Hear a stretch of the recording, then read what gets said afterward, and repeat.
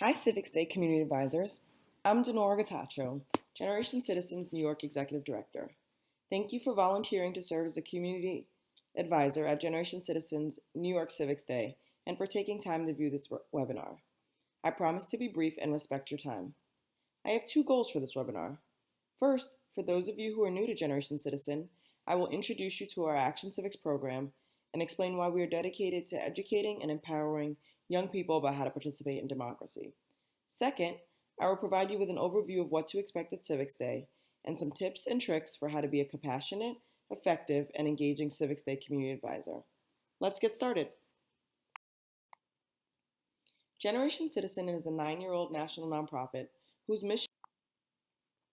So why does our work matter?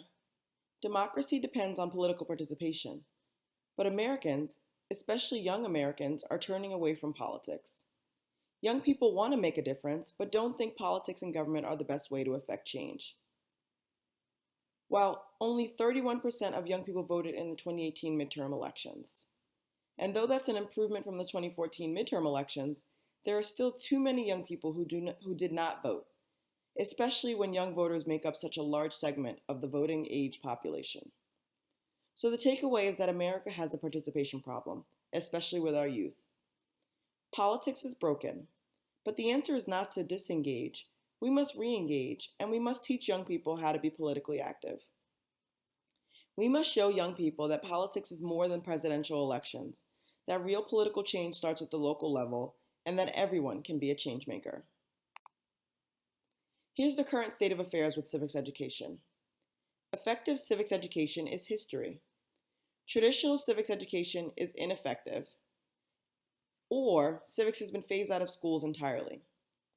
Moreover, what we know is that students who attend schools in under-resourced communities are 50% as likely to study how laws are made, and 30% less likely to report having experiences with debates or panel discussions in social studies classrooms. This reality is called the civic engagement gap. Generation Citizen intentionally prioritizes educating and empowering young people who are the most marginalized in our educational and political systems in order to build a truly vibrant and equitable democracy. To lead change, we must first teach it. Our Action Civics program is analogous to a driver's education for civics. We don't let new drivers get on the road without training them first. So why do we think that if we want young people to be active citizens, they don't need similar education and training? But when I say Action Civics, I want to be clear. This is not Schoolhouse Rock. I'm just a bill on Capitol Hill. Okay, I will stop because I can't sing. But I bet I got you to pay attention. This slide explains what happens in our Action Civics classroom over the course of a 10-week semester. Our teachers and sometimes college volunteers, who we call democracy coaches, are working with students to educate them about democracy and how it works. They utilize government by taking action on important community issues. Students are learning by doing. So here's how it works. Generation Citizen provides coaching and professional development and training to teachers and college volunteers to implement our Action Civics curriculum in classrooms nationwide. Our program, in step 1, teaches students how to debate and build consensus around an issue that personally affects them and their community. Step 2, students analyze the underlying root cause of the issue they selected and collaborate with teachers and, when present, democracy coaches to develop an action plan to address the root cause of the issue. Step 3, students put their plans into action and participate in Civics Day. This is where you're going to be on Monday, presenting their action plans and preliminary outcomes to public officials, fellow Generation Citizen classrooms, and other community members like yourself. Our program culminates with presentations at Civics Day. I've got another analogy for you. Civics Day is like a science fair for civics. I hope that immediately takes you back to elementary school, but not, because now you get to be the advisor. Dun da da da! That's where you come in, dear Civics Day community advisor. You will be paired with another community advisor. You will advise 4 groups of student presenters representing 4 classes about their projects. Each round will last for 15 minutes. Student presentations will take 8 minutes. You should ask questions for 2 minutes, and you will have 5 minutes for incorporating your feedback into the Google form. How about we role play for a little bit? As a community advisor, you will give feedback and advise 4 rounds of class presenters, as I already said. As a part of this process, I would encourage you to introduce yourself and ask the students to do the same. Have students explain their project. Make sure you're asking some clarifying questions. Your rubric has suggested questions to ask the students to dig a little deeper. If you feel comfortable, offer them some feedback on what they did well and how they can make even more impact with their project goal. Then you should thank the students. Then record and transition into entering your feedback into the rubric. As a reminder, you will be given a 5-minute warning when the round is almost complete, which will be your indication to wrap up the conversation, thank students, and transition to sharing your feedback for the group via the Google form. Once you have completed this, you should proceed to your next table. I have a couple reminders for you. Remember that you are interacting with students who are in grades 6 through 12, and that they likely have very little experience presenting to professional leaders outside of their home or their school community. So please be nice to them and try to get them to engage with you at the outset.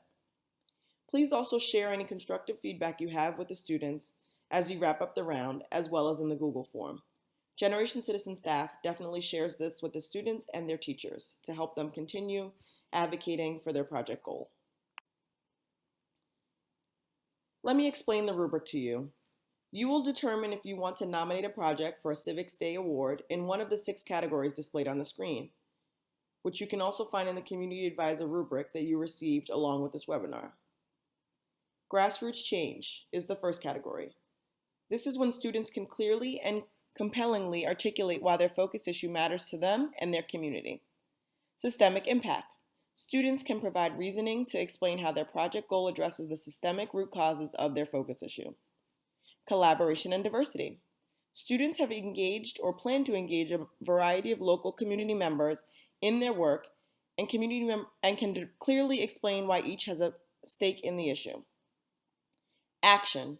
Students have utilized a variety of tactics to engage their targets and have shown considerable thoughtfulness in completing their tactics. Open-mindedness. Students can thoughtfully reflect on their GC experience and connect their GC experience with future possibilities for civic engagement. Civic engagement. Students demonstrate growth and a newfound understanding of their democratic power and abilities. The rubric contains suggested questions to jumpstart your engagement with the students.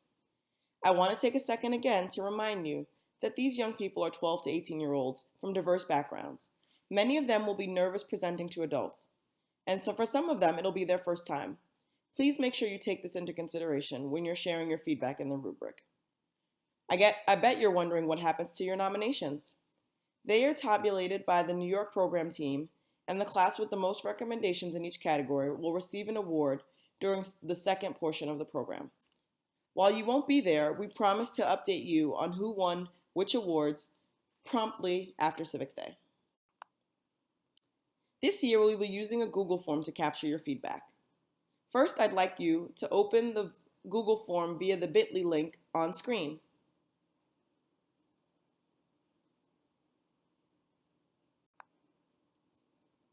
Once you've done that, you will enter the table number of the group you are advising and then have the option to nominate them for an award.